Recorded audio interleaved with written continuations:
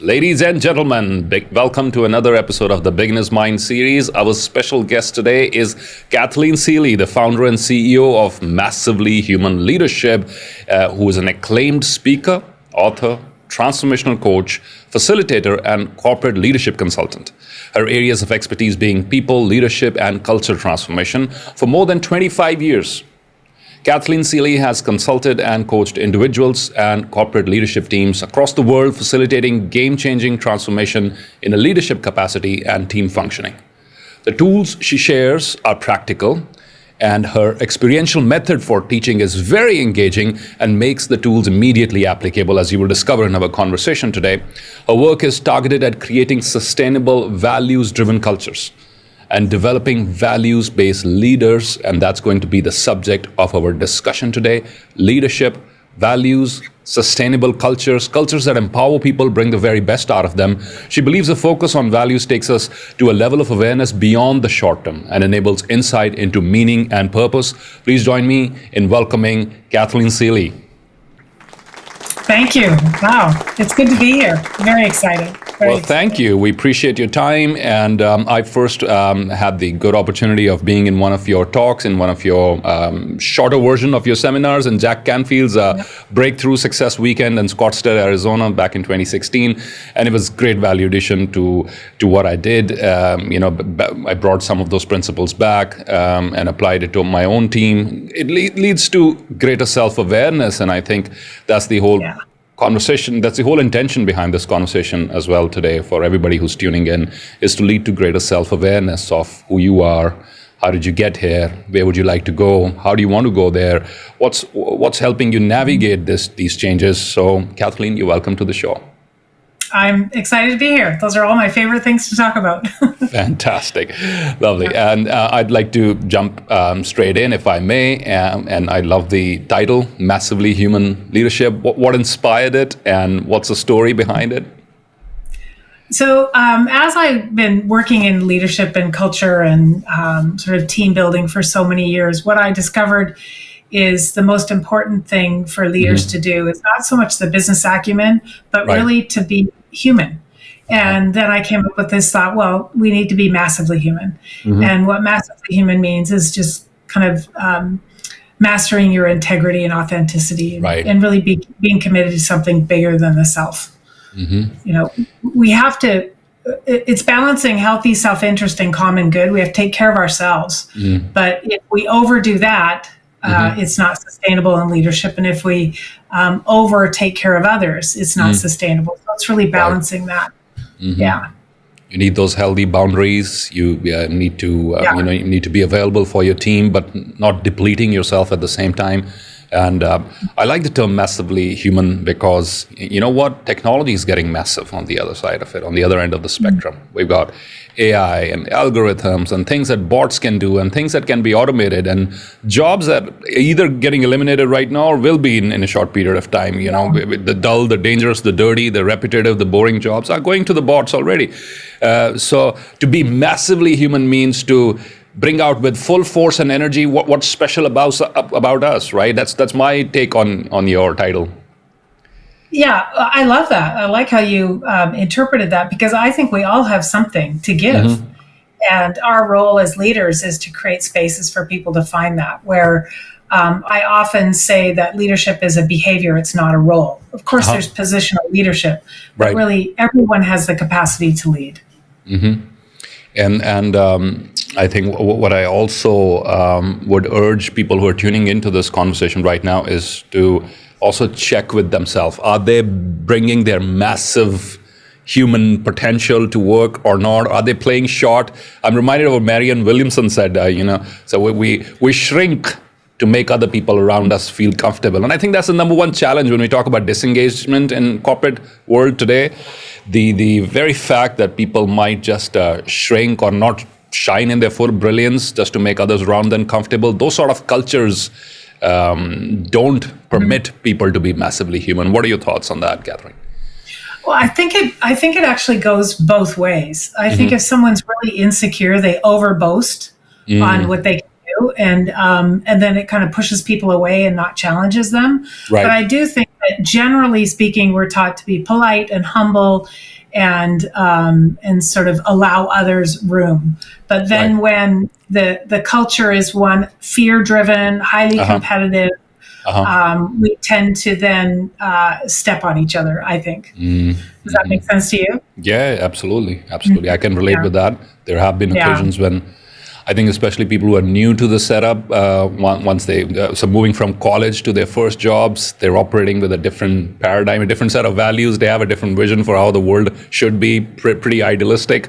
And as they spend some time, they realize it's not what was taught back in B school, ethics 101 or other sort of things, or the empathy training at the workplace. Things operate differently.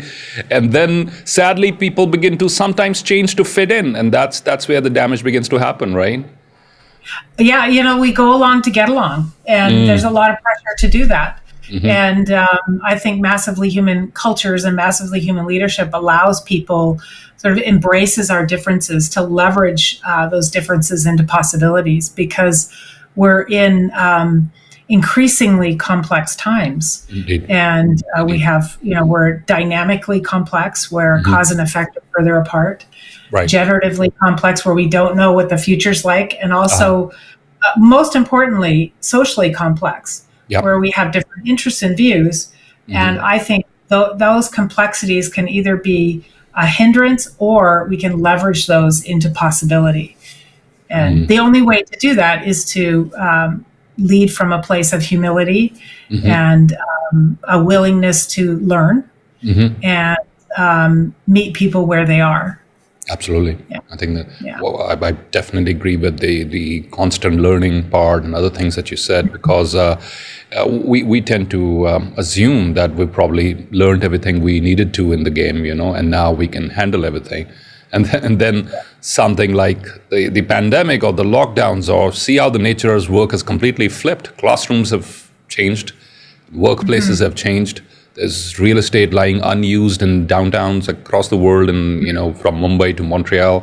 We got billions of dollars in infrastructure space, those fancy open working environments created, and now all of a sudden people find that, here's a new way to work, which is probably more convenient because I don't have to commute, and now leaders have to deal with problems they never anticipated before. Oh, and so do the employee, or the team member who's gone home. You talked at the beginning about boundaries, and then it's learning those boundaries in the home, right? With managing sort of family complexity, and when to turn it off, when to integrate, sort of interact with your family, when to have boundaries for them to come in. And I think, with internet and all those kinds of things that we've been a part of our life for a long time, it reduced our ability to shut it off. But working at home sort of escalated that challenge. Very relevant. I mean, with wearable devices, with information now not only in our pockets, on the phones, but also on our wrists, it's hard to ignore. It's hard not to be part of that. I wanted to circle back to the massively human leadership concept. What drew you to leadership, teaching principles of leadership, and helping your clients improve their leadership in the first place? Tell us the backstory a little bit. What brought you into this? Well, the backstory, it's a windy road, but in the beginning, way back, when I worked in nonprofits and healthcare, I worked with people living with HIV and AIDS. I worked in hospice and palliative care, and then a family family resource center, and a lot of my background is in social service, and really kind of tapping into that humanity side of things, and then realizing that when I worked in I had a couple of contract gigs working with Ford Motor Company way back in the day, doing harassment prevention training, and it was a really great gig. I mean, it was great money, and I got to travel all over the States. But what I realized is I was doing compliance training. I was telling people how they're supposed to behave, and people they didn't receive it well. It's more, I'm telling you, top-down, command and control, fear-driven kind of compliance training. And I thought, what if people embraced each other and learned about each other from the inside out? What if they Right. learned how their behavior impacted other people? And that's how I sort of came into this place of understanding the self. But then I recognized and realized that leaders hold the most awesome power and authority and possibility. And I thought, if you can touch the heart of a leader, you can change the world. Sure. So I then began to just focus on leadership, because the only way to change culture is to really start with the leadership. They have the power. They do, and they hold the vision, they hold the culture, they hold the structure, and structure determines behavior. And the only way to change behavior is to change structure, and therefore redefine leadership. That's how I really change behavior is to change structure. I like that. The only way to change behavior is to change structure. I mean, I think great moment for leaders who've tuned in to pause and reflect. You might be sending your employees to the best transformation programs, to the best motivational talks, or buy them the best books or courses or videos or whatever. But until you're walking the talk, until you're setting an example, until you're creating that sort of safe space which models those values, not much is going to change, as Kathleen rightly said. Yeah, it's going beyond words on a wall, we call it. You know, you have your mission and your vision posted on the wall. But recent studies have shown that the most people are connected to the values on the wall. Leadership would claim that they embody the values or the mission, but more employees don't see the connection, so they're not walking the talk. And again, it's the structure, the container, the energetic container that holds the spirit of the company or the organization or the team. And that is the responsibility of the leader. You know, I worked for a hospitality company once, Kathleen, and they had one of their top priorities was to ensure the well-being of their people. And we really, and you know, in our staff briefings, that was one of the values that we would discuss and talk about. And, you know, there'd be a little pep talk by the shift in charge. But then the working hours were awful. You know, so you'd do 16-hour days, 18 hours a day. So it's out of respect or, you know, authority of the shift in charge, you would listen to this little discourse about employee well-being, knowing pretty well that it's not practiced and it's violated in one of the most fundamental ways in terms of, you know, you're supposed to be on an 8 to 10 hour shift max, and here you are doing 16 or 18 hours. And then there's this talk about employee welfare, and it's not blending in. Well, and you know, and the values, values sort of culture is determined by the values, the spirit, the emotion, the sort of unseen, and our values really show up in our behavior. So the company might say, we value your well-being, but when faced with a decision, a choice, or an opportunity, they choose to push you on an 18-hour shift. So it's the choice point, it's the behavior that really demonstrates what's important to that leader and to that culture. I'd love to hear from you what's happening in North America as far as the Great Resignation and, you know, the Great Reset, and people are rethinking the whole 9-to-5 things. I'll give you a little bit insight about what's happening in India and the Indian subcontinent and Asia by and large. There's a huge problem of getting talent back because a lot of these people had migrated from smaller towns to the metros to work for jobs, whether it was service centers or banks or call centers or hospitality or aviation, etc. They were laid off. Sometimes in massively inhuman ways, over text messages, on Zoom calls, etc. And they moved back and they found another way to sustain themselves. And perhaps also they found the time and space to realize that maybe this is not the best way to make a living. You know, maybe this model is broken, and they found alternative employment venues. And now that the aviation, hospitality, and all those sectors are kicking back in, the economy is waking up again in full force. Brands are having a huge difficulty in attracting talent back, and that's because of the pretty miserable way they dealt with this entire situation. That's what's happening here. Tell us about what's happening in North America as far as the impact of leadership, culture, and values, and especially how these things might have suffered during the COVID-19 era or the pandemic. How might have created a dent on people and their morale. And Well, I think it's much the same here. I don't want to pretend like I'm an expert and know it all, but what's true, there's sort of this phrase, that Great Resignation that you talked about, and that I think you alluded to, the sort of counter theory of the Great Reshuffle, where people are just moving into places that they feel more valued and can cut through sort of the fat of working in a traditional organization to get their needs met. And people have, I think, realigned their priorities to what's important, and are no longer willing to give their life up to make a living. What's interesting, I find, is when polled, 65% of millennials, the 18 to 34-year-olds, would choose culture over salary. And culture is seen as the most valuable strategic initiative now. It's your biggest asset. Sure. It's not knowledge anymore. It's not productivity. It's what culture, and people will leave because of a poor culture and come into a better culture. But I think it's much the same. And I think the frontline workers really took the brunt of the pandemic globally. And you're our heroes, but then there wasn't a follow through of taking care of them, and people are beginning to see that. And they're able to see through that. And as you rightly said, that it's not followed through. A lot of these promises, a lot of these stuff that's talked about is not followed through, and that's where the gap is. That's where one of the biggest gaps is. That's a huge number that you mentioned of millennials who would prefer culture over salary.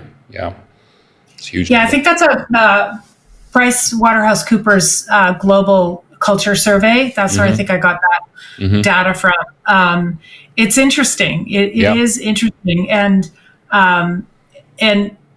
there's another recent survey called the Culture 500, where they identified that companies that had a strong culture going into the pandemic survived the pandemic. And this is also true. The pandemic was a global experience, obviously. But back in 2008-9, in the the recession here, again, the companies that consciously designed their culture and had more what I would call humble leadership or massively human leadership, were able to, as much as their returns dropped as well, they were able to recover more quickly. And I think if past is prelude, and we look at the recent data from that Culture 500 report, I think it was a Glassdoor study that says companies that had, those more humanistic cultures survived and thrived. I think that's predictable. So anyone starting a business or reimagining their leadership or their culture really needs to take that into account, that it's no longer will your espoused values work. You need to walk the talk. Absolutely. Yeah. And I think one of the biggest misconceptions probably out there is for SME business owners, solopreneurs, people who employ 4, 5, 6 employees, team members, is that culture building is something for large multinational corporations, right? And while I've worked in, startups and small family-owned businesses, as well as large companies, 8 years, 5 different countries, some of the leading hotel companies in the world, and then smaller restaurants, family-founded businesses. And I found, I reflect back on it, and I'd say, no, even if you're just a solopreneur and you're working with 2 other freelancers, 2 other gig workers doing something for you, still your culture is really important. What are your thoughts on that? Culture for SMEs. I couldn't agree with you more, because I am a small business. So am I, right?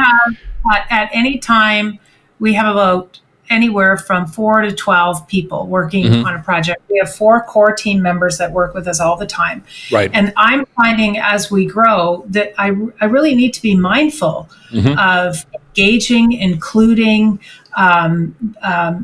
getting people's sort of input, even in a small scale, thinking that, we might, because we're virtual, I might go a week. I honestly just realized this. We brought two new team members on in February, and it was like about a week or a week and a half, and I hadn't talked to either of them. And I went, that's not leadership. So I said, we're committing to getting together virtually, and we get together in person, but virtually at least once a week, just to check in and talk. And that is, we get so wrapped up. Even I get wrapped up in that day-to-day grind and the next thing and the next thing. But I think that to leverage what we have, and in any small, medium-sized business, is to really take the time to connect and engage people in problem solving. It might take longer, but I can tell you, I have learned, we have grown and broadened our offerings, and they're more, they're better with engaging people. But definitely, you get caught up in the rat race, so to speak. Yeah, and there's a great takeaway there, and I'll encourage all the audience members to type them in the comments section. I will take the time to connect. Type it in now, please, as your affirmation, as your takeaway. I will take the time to connect. I took it from what you just said, Kathleen. It's really important, and we overlook it. Caught in the day-to-day operations and firefighting, there'll always be something new to do on the to-do list. There will always be more notifications on Slack or whatever other software you're using. But take the time to pause that and take the time to connect, because that is going to preempt so many other interpersonal issues and so many other problems. You're going to solve them even before they happen. I'm reminded of Einstein. He said this. He said it's intellectuals solve problem and geniuses prevent them. And there you go. This is your opportunity to be a genius and shine. Take the time to connect, because people are bottling up so much inside them.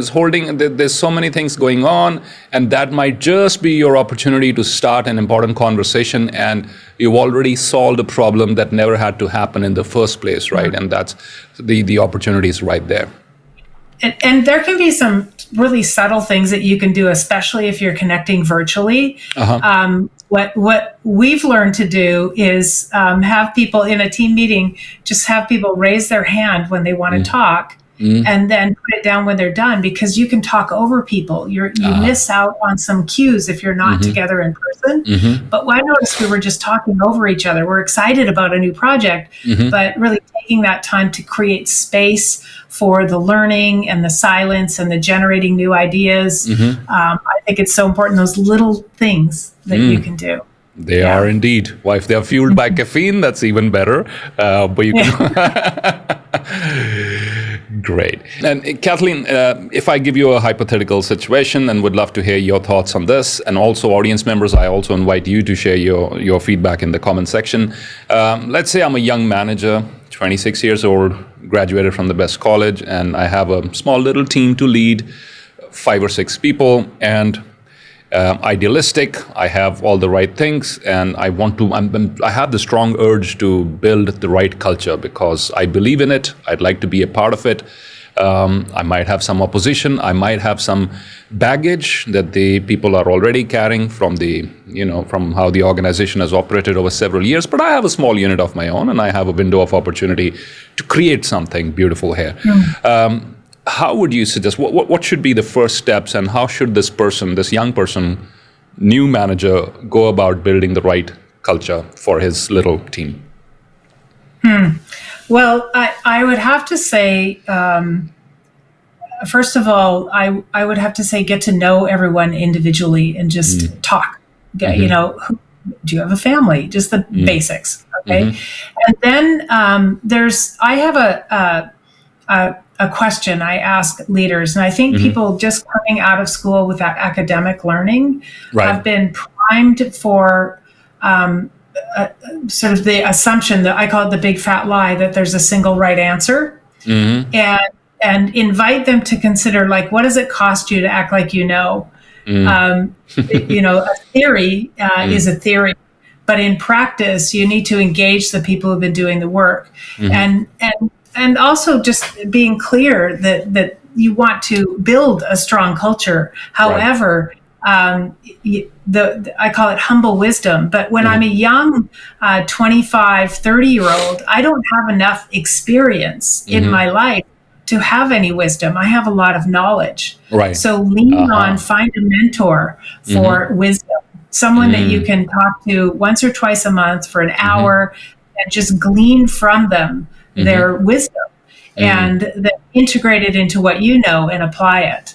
I think we all need a mentor. We could all use a coach. Definitely. But acting like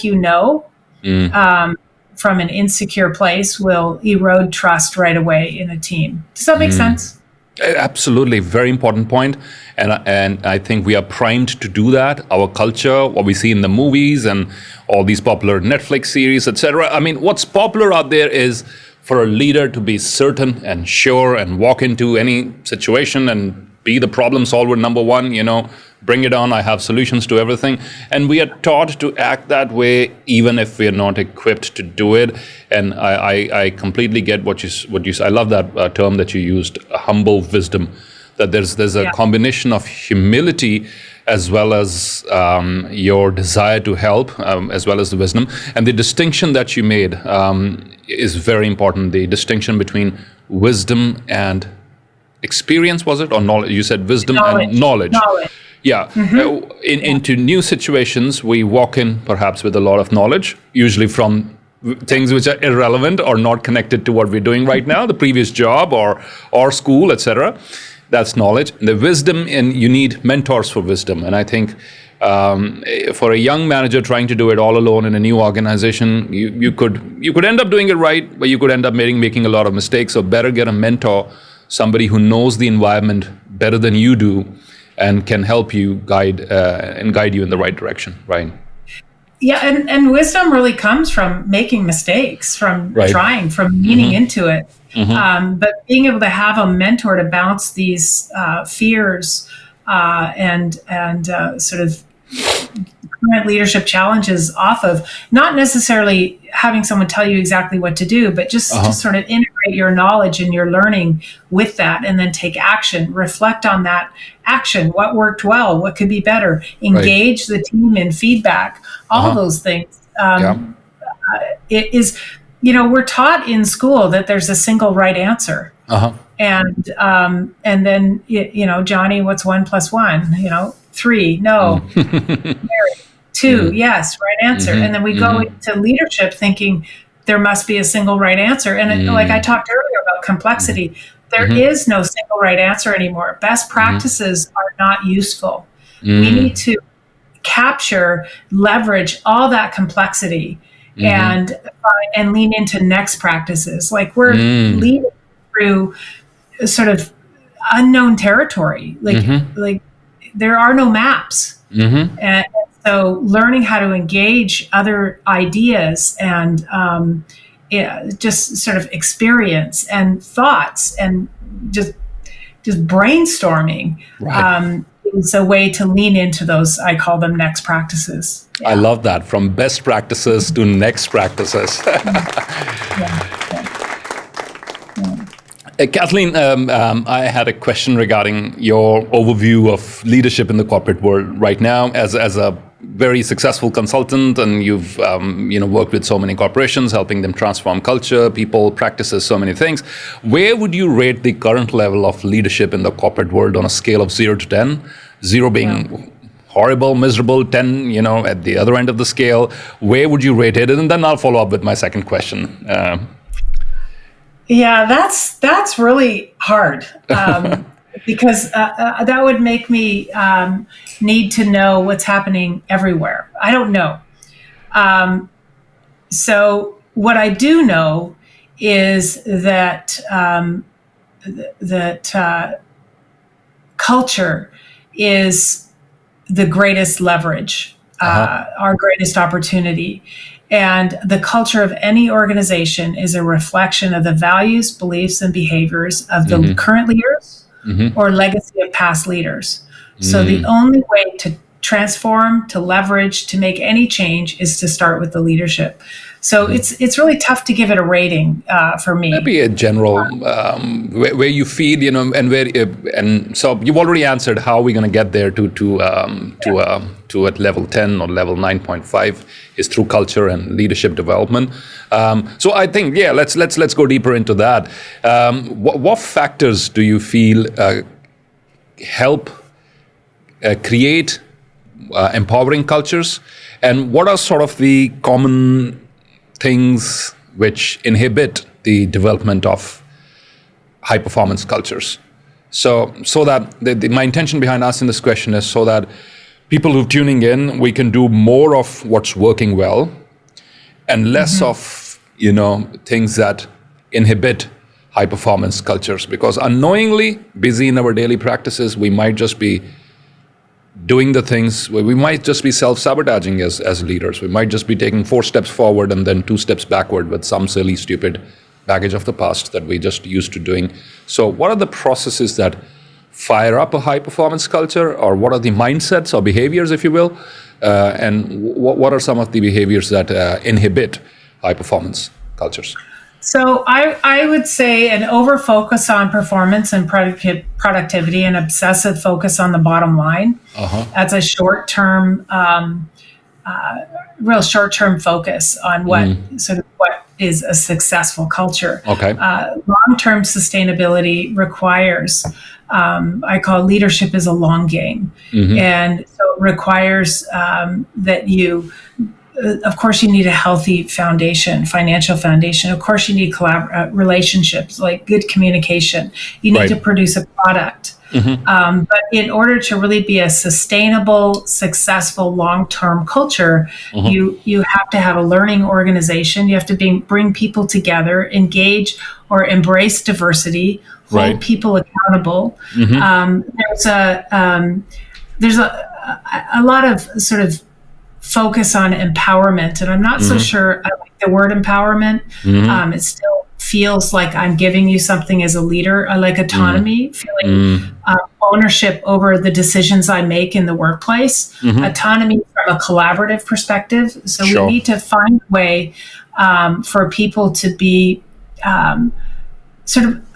be self-aware enough to understand their own insecurities and fears that get in the way of really engaging from a collaborative place on a team. And that requires a leader have a clear understanding of their emotional needs, their mental needs, but also connecting that to what I call sort of their spiritual needs, like full sustainable leadership, fully integrated leadership, where your ego and your soul are able to live in alignment.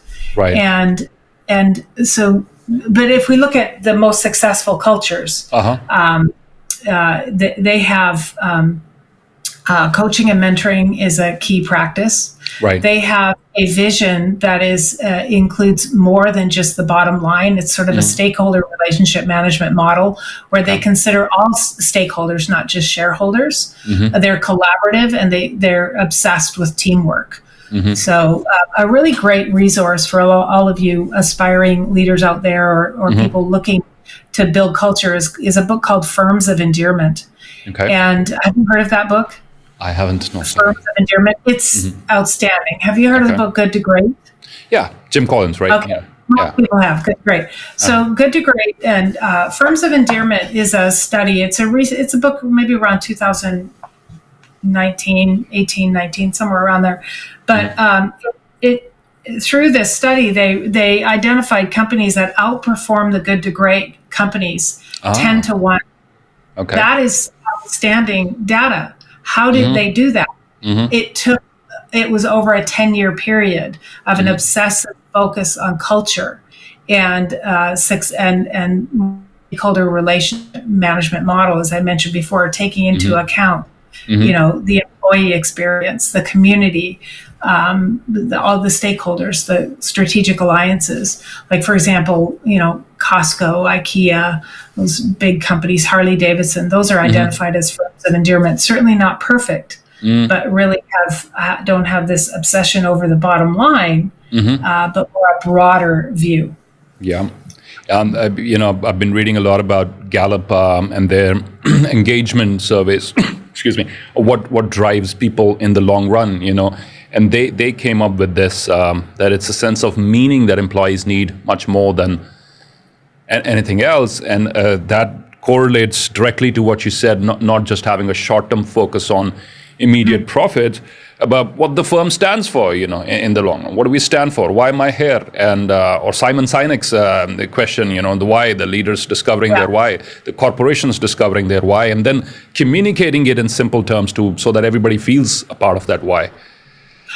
and it not just feels a part of it, but can see themselves in it. That's the key. In order to enroll in your vision, I have to see myself in it. Right. And that's where fulfillment lives. Like we can have job satisfaction.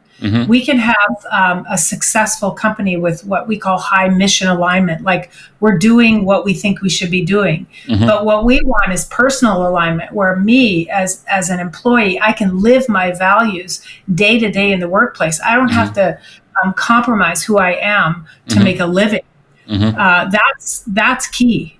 Right. Yeah. The fact that not only can I see and understand your the big picture, but also I know where I stand and how I contribute to it.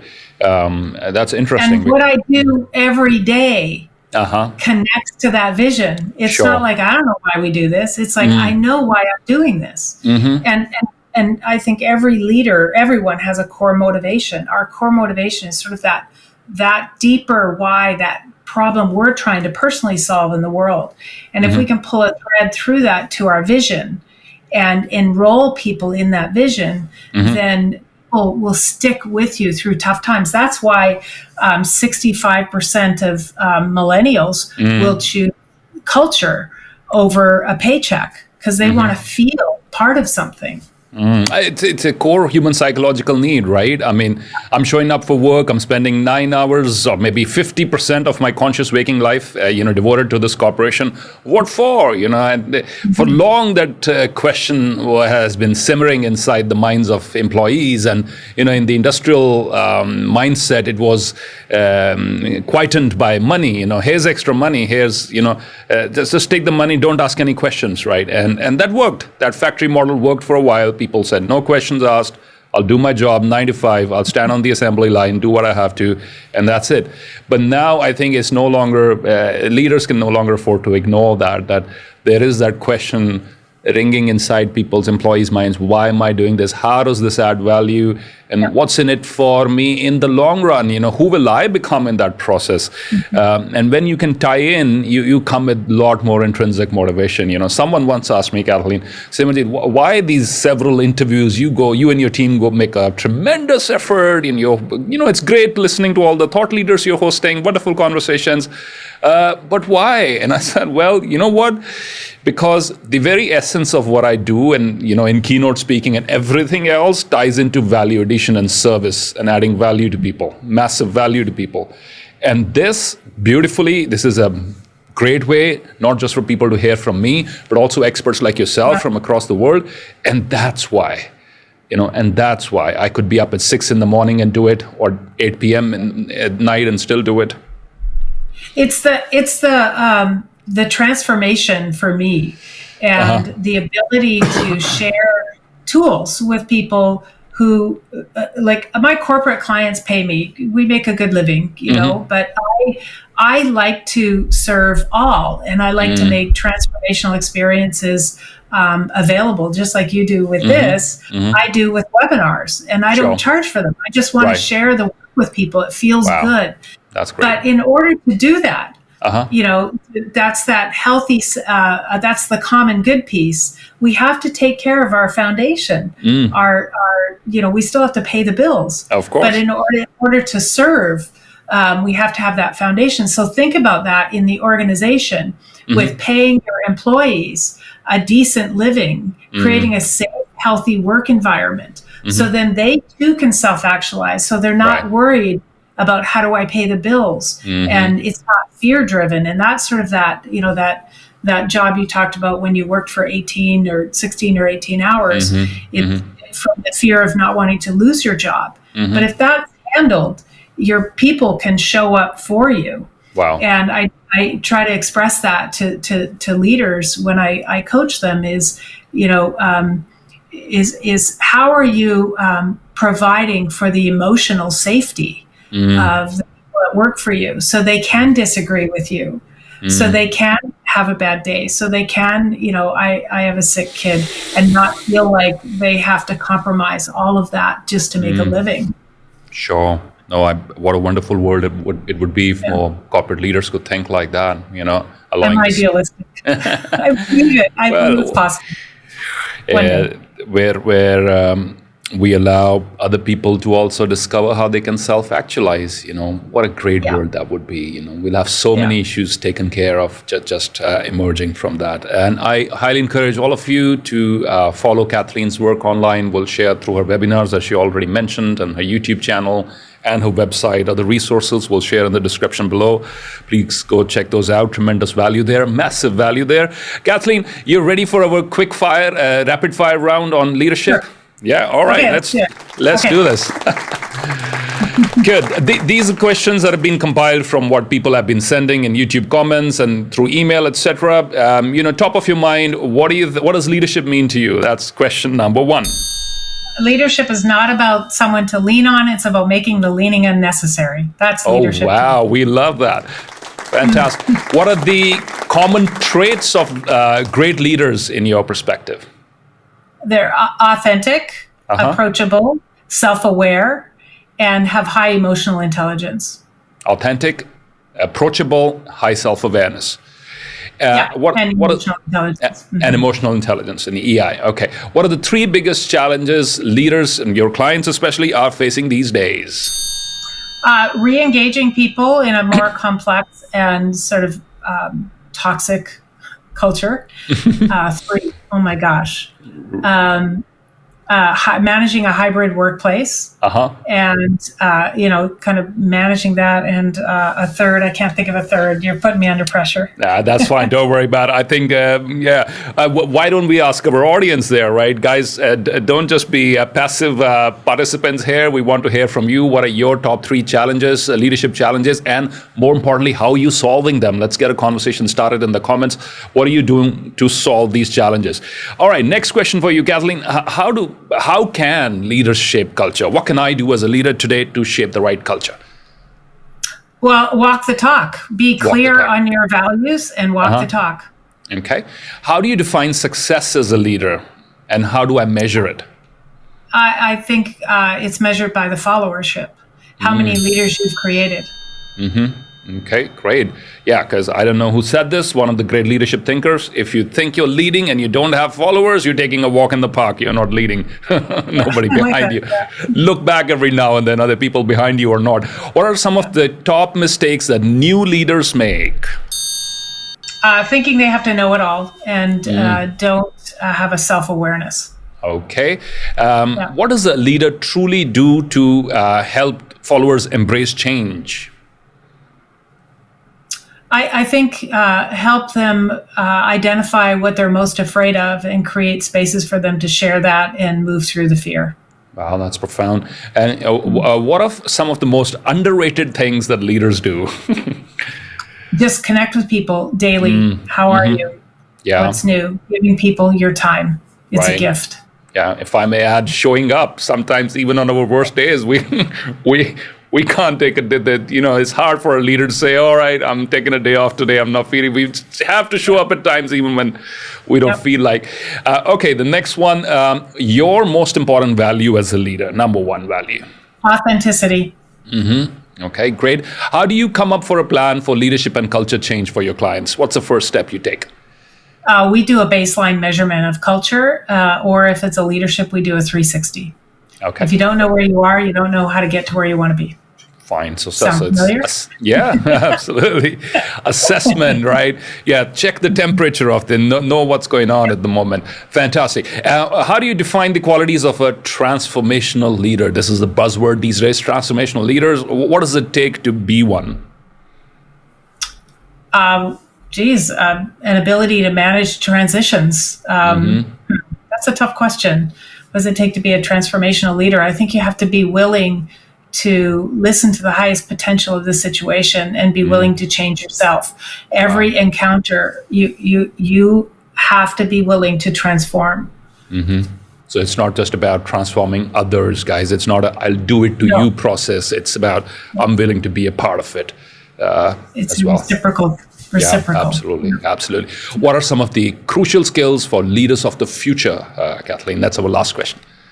Managing complexity, understanding how to leverage that dynamic, generative, and social complexity that I talked about earlier into next practices. You like that word? Yeah, I loved it. Yeah, from best practices to next practices. Yeah. Thank you. This was a wonderful rapid fire round, and I really appreciate your time here today and freely sharing your wisdom. Thank you so much for coming. Before we let you go, a few words of inspiration for our young leaders across the world, whether they're in Mumbai or Montreal or Manila, Philippines. So for me, my favorite inspirational quote is, "You never touch someone so lightly you do not leave a trace." Wow. So as a leader, everything you do causes something to move. So be really mindful of those things that you do and say. Your energy is contagious. It is indeed, and so is yours. You never touch anything without leaving a trail. And you've touched us today, and you've touched all of our followers as well. We thank you very much, and we wish you all the best in everything that you do. Thank you. That was fun. Thank you. Likewise. Enjoyed it. All right. Take care. Bye-bye. Yeah. Bye-bye.